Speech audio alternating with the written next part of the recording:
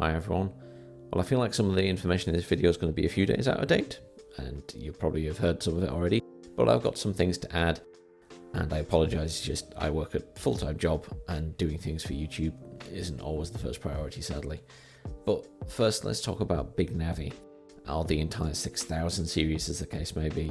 So as videocards.com reported last week, we got this apparent leak from Newegg listing some major specs for the AMD 6000 series, which you can see on the screen now.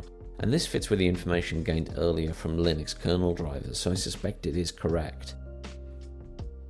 The reassuring news is that the 6900 XT will have these ATCUs, but running with only 16GB of standard GDDR6 rather than the high bandwidth memory, likely to be keeping costs down as that HBM has been very costly in the past. So it leaves us with a big question mark on performance level, I suppose.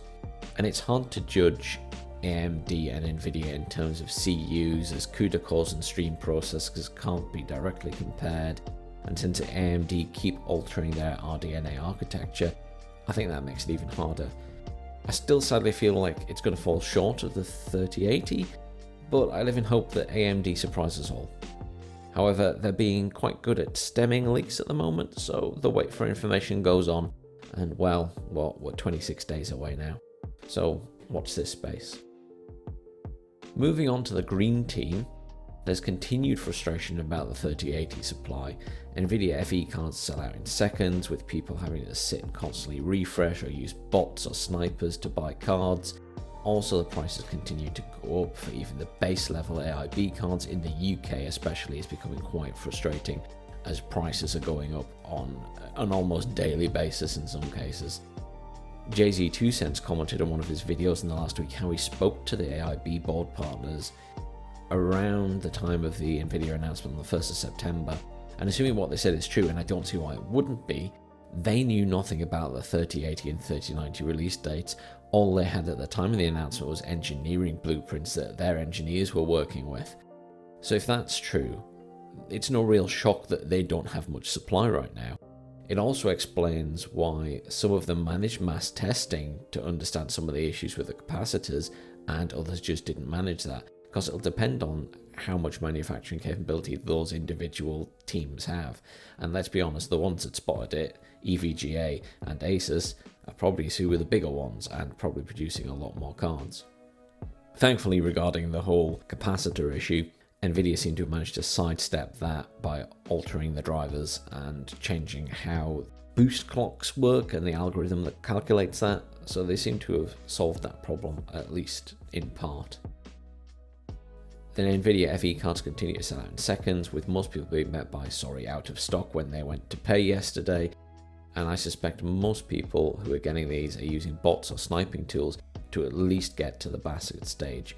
Nvidia are not saying how many they release each week to each territory, and frankly have gone very quiet in general, and I think they're secretly hoping that this is all going to blow over if they ignore it. But that leads nicely on to the 3070 delay. Nvidia know they are running on thin ice, I think, and they've decided to delay the 3070 till the 29th of October, the day after AMD's announcement about the new Ryzen 6000 series.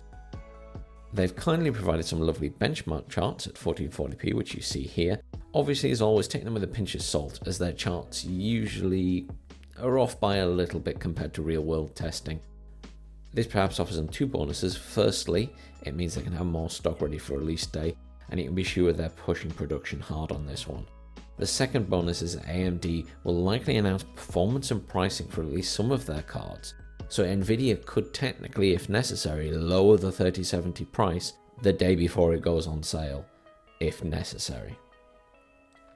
And the final little note for this video is the apparent leak of the 5900 XT Zen 3 benchmark by 9950 Pro over on Twitter. It should be noted that this is alleged and not proven, and all we have is this CPU-Z benchmark snapshot, which you can see now, where the processor scored 652.8 points in single-threaded tests, which, as per videocardszs.com, puts this about 24-25% above the typical 3900X score, and 15% more in terms of its multi-core performance. That's all good news, and if it's true, it's certainly heading in the right direction to compete with Intel. I guess we only have 6 more days to wait till we find out if it is true and what the specs of the Zen 3 CPUs actually will be, and it'll be an interesting month if nothing else. Well, while we wait patiently for more information from both AMD and Nvidia, have a good day everyone. Thanks for watching. Please leave comments below. I always like to hear other people's thoughts, and please don't let the F5 key take over your life. Leave a like. If you don't like the video, please let me know why in the comments below. I really do appreciate the feedback. And as always, please share and subscribe. Have a good day.